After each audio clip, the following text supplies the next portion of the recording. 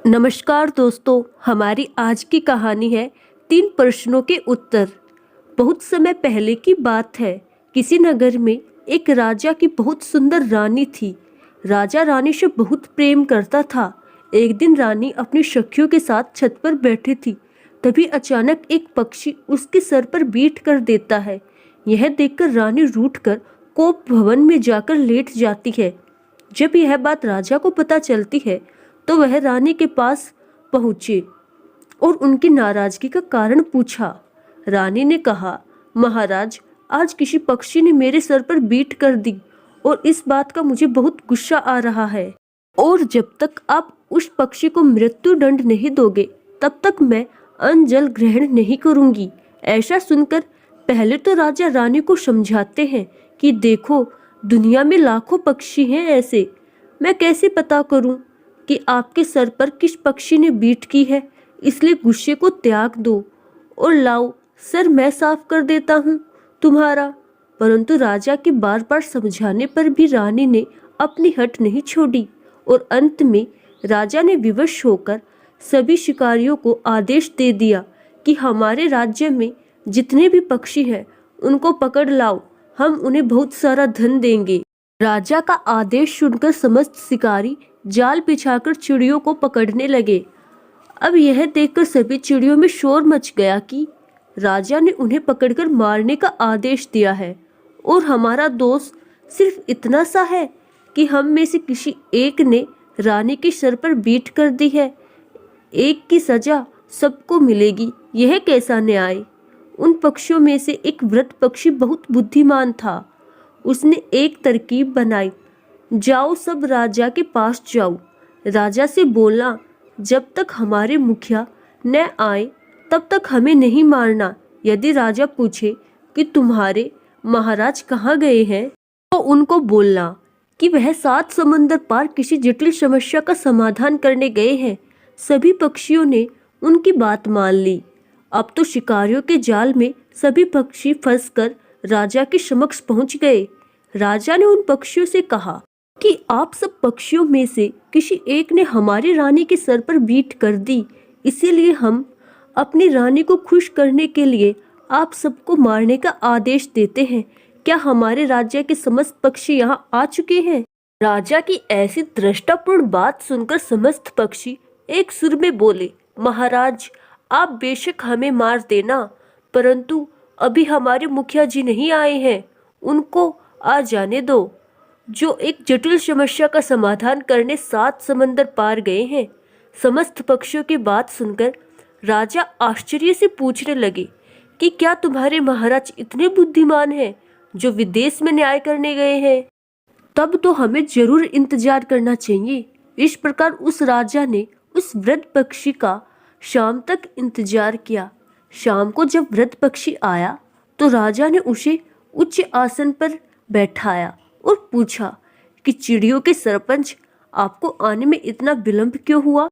तो राजा की बात सुनकर मुखिया पक्षी कहने लगा, महाराज, 7 समुंदर पार एक राजा ने एक प्रश्न का उत्तर पूछने के लिए मुझे निमंत्रण दिया था।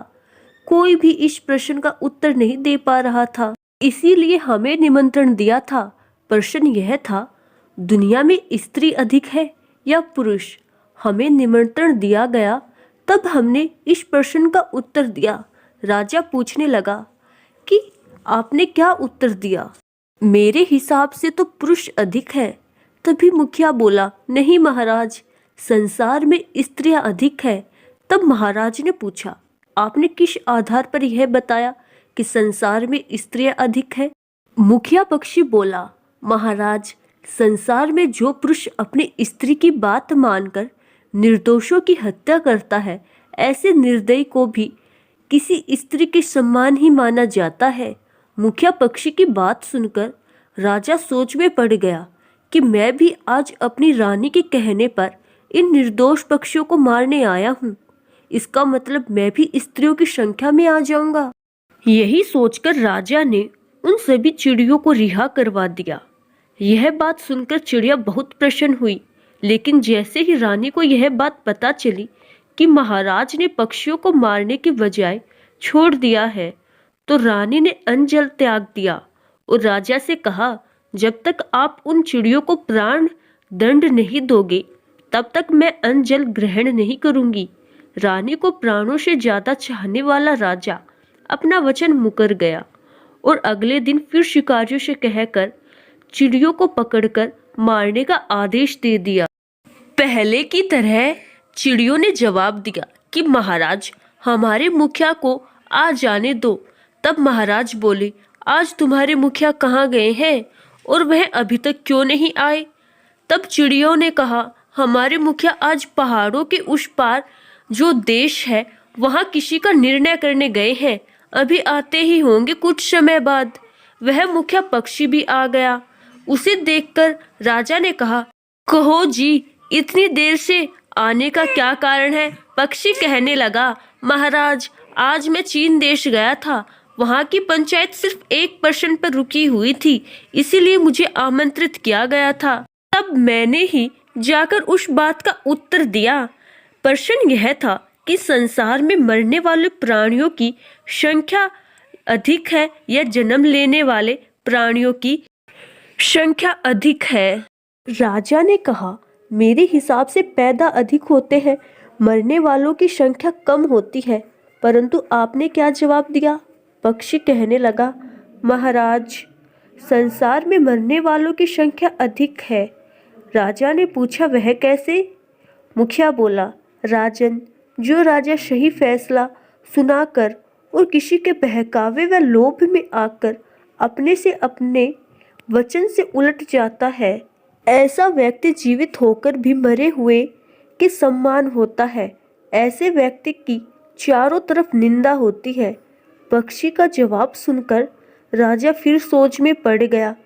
ऐसा राजा तो मैं ही हूँ जो रानी के प्रेम में अंधा होकर अपने वचन से फिर गया। मैं निंदा का पात्र नहीं बनना चाहता हूँ। ऐसा विचार करके राजा ने उन समस्त पक्षियों को आजाद कर दिया। सारे पक्षी खुशी खुशी अपने स्थान पर चले गए। इधर जब रानी को पता चला कि महाराज ने उन चिड़ियों को दंड नहीं दिया, तो महाराज से रानी ने कहा कि वह आज आत्महत्या कर लेगी या तो उनकी मांग पूरी हो। अब राजा धर्म संकट में पड़ गया। काफी सोच समझकर राजा ने फिर से पक्षियों को पकड़वा लिया और मारने का आदेश दे दिया। फिर भी वैसा ही हुआ। मुखिया पक्षी फिर विलंब से आए। राजा ने विलंब से आने का कारण पूछा तो पक्षी ने बताया कि वह आज बहुत ही महत्वपूर्ण विवाद को सुलझा कर आ रहे हैं। किसी राज्यसभा में इस बात पर विवाद हो रहा था कि दुनिया में मूर्ख अधिक है या बुद्धिमान। राजा कहने लगा, इसमें कौन सी बड़ी बात है? दुनिया में बुद्धिमान तो बहुत अधिक है, पर मूर्ख सिर्फ एक। तो क्या आपने यही बताया? पक्षी बोला, नहीं, मैंने बताया कि संसार में मूर्ख अधिक है, क्योंकि जो पुरुष अपनी बुद्धि और विवेक से काम नहीं करता है, उसके निर्णय में दूसरे की इच्छा शामिल होती है। धर्म अधर्म को जानकर जो जानबूझकर बुद्धि और विवेक से निर्णय नहीं करता है, जो एक की रक्षा के लिए लाखों की जान लेना चाहता है, वह मूर्ख ही होता है। आपकी दरबार में जो यह बुद्धिमान व्यक्ति आपकी हाँ में हाँ मिलाते हैं, वह सब मूर्खों की श्रेणी में आते हैं। आपके इस फैसले में आपका विवेक काम नहीं कर रहा है। आप जो कुछ भी कह रहे हैं सिर्फ अपनी रानी को खुश करने के लिए कह रहे हैं, इसीलिए महाराज महामूर्ख है। पक्षी के इस जवाब से राजा का ज़मीर जाग उठा और उसने निश्चय किया, रानी मरे या जिंदा रहे, मैं इन निर्दोष पक्षियों को नहीं मारूंगा। राजा ने सारे पक्षियों को आज़ाद कर दिया और सारे पक्षी खुशी खुशी अपने स्थान चले गए। तो दोस्तों, आशा करती हूँ आपको हमारी कहानी ज़रूर पसंद आई होगी। अगर कहानी पसंद आई तो कहानी को लाइक ज़रूर कीजिएगा और ऐसी ही अच्छी अच्छी कहानियाँ सुनने के लिए हमारा चैनल सब्सक्राइब ज़रूर कीजिएगा।